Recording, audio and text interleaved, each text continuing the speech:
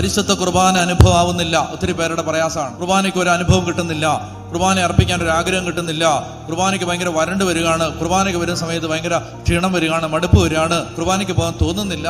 കോവിഡിന്റെ സമയത്ത് ആ വർഷങ്ങൾ കുർബാനയ്ക്ക് പോകാതിരുന്ന ആളുകളുണ്ട്. എന്ന് പറഞ്ഞാൽ കുർബാനയ്ക്ക് അത്രയും സൗഭാഗ്യം, കുർബാനയ്ക്ക് ഇനി പോകണ്ടല്ലോ. അപ്പോൾ ഒരുപാട് ആളുകളുടെ മനസ്സിലെ ഒരു ചോദ്യമാണ്, എന്താണ് കുർബാന ഒരു അനുഭവം ആകാത്തത്? ഒറ്റ വാക്യത്തിൽ ഞാൻ ഉത്തരം പറയാം.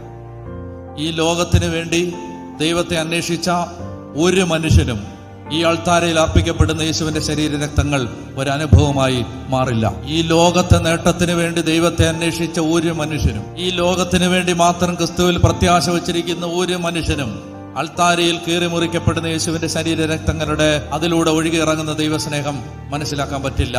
ഈ ലോകത്തിനപ്പുറത്തൊരു ജീവിതം ഉണ്ടെന്ന കാഴ്ച കിട്ടാത്തൊരു മനുഷ്യന് സഭയിലെ ഒരു പ്രാർത്ഥനാ രീതിയുടെയും ആഴമുള്ള ദൈവാനുഭവം കിട്ടില്ല.